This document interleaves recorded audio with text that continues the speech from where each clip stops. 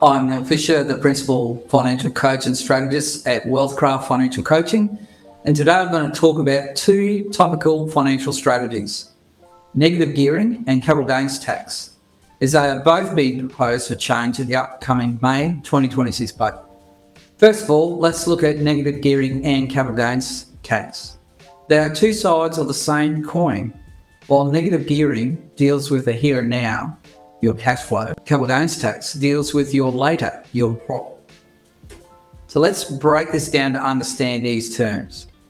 First, negative gearing. Negative gearing is about having a cash flow strategy when purchasing relevant investments for assisting with wealth creation and providing a mechanism to reduce your taxable income. For example, if we have an investment property, negative gearing occurs when the cost of owning that investment, such as interest on the loan, maintenance, council rates, etc., is higher than the income it generates from rent in this case. This results in a financial loss. So what then is the main objective of negative gearing?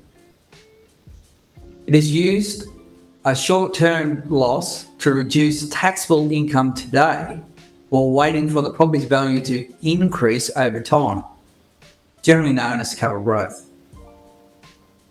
So some insights using tax offset.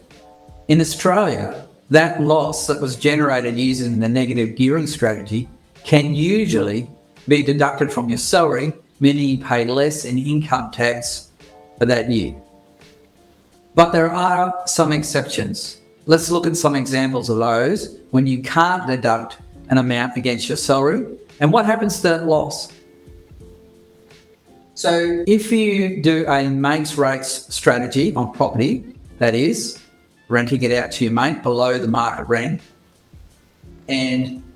or a non-ATO approved hobby, there's no deduction.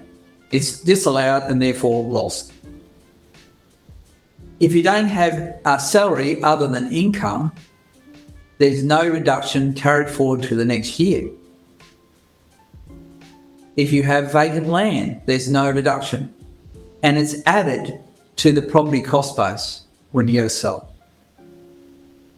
And capital loss sale, there's no deduction, all right, because this offsets future capital gains only. Market timing. This strategy is most effective when property prices are rising faster than the cost of holding the asset.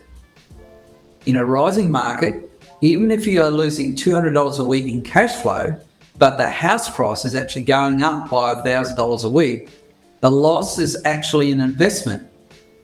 You are effectively buying future profit at a discount. In a flat or falling market, if the property prices stay the same or drop, you're still losing the $200 a week in cash flow, but you're getting nothing in return. In this scenario, you aren't investing, you're simply losing money. So in principle, the negative gearing strategy is that it's most effective when the market is going up and then the capital gain actually dwarfs the operating costs. So let's look at a few pros and cons. In the pros column, it lowers your tax bill. It reduces your immediate taxable income. Affordability. It makes it easier to hold a high value asset you otherwise couldn't afford. And wealth building. It allows you to control a large asset with a smaller initial investment. So let's look at the cons. Out-of-pocket costs. You are still losing real money every month to cover that gap. Market risk. If the property prices stagnate or fail, you paid for a loss with no reward. And interest rate sensitivity. Rising rates can make the gap much wider and harder to manage in terms of cash flow. Now let's turn our attention to the capital gains tax. So by definition, capital gains tax is what you pay on profit. This is when you make or you sell an investment for more than you paid for it. It isn't a separate tax, but rather a part of your income tax for that year that you sell the asset. So one of the main objectives of the capital gains is to capture a portion of the wealth created by private investments to fund public services. So for the investor, however, the goal is to manage the sale so that the tax bill on those gains can be as small as possible. So let's look at some insights. The 50% discount rule. If an individual holds an asset for more than 12 months, they usually only pay half of the profit.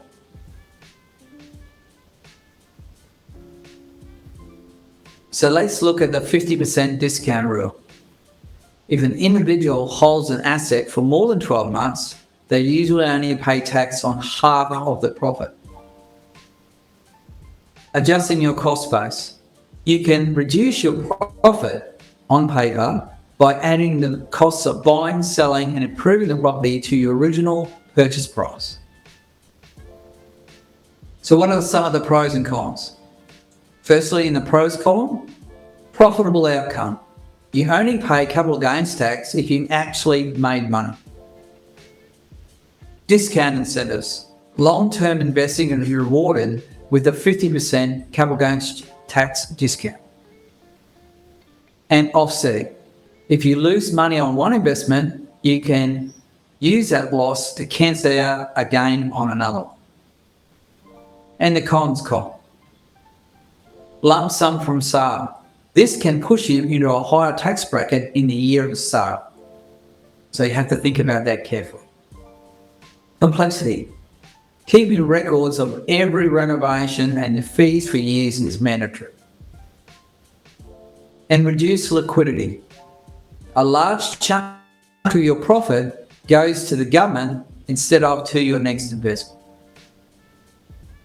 So how do they work together? Well, think of it as a long-term trade-off. Negative gearing helps you afford the property while you wait for it to grow in value.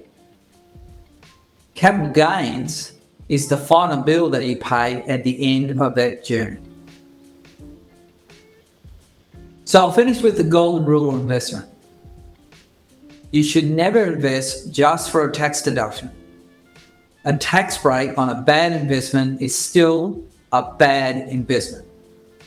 The goal of negative gearing should always be to eventually reach a capital gain that far outweighs the years of losses. Thanks for listening.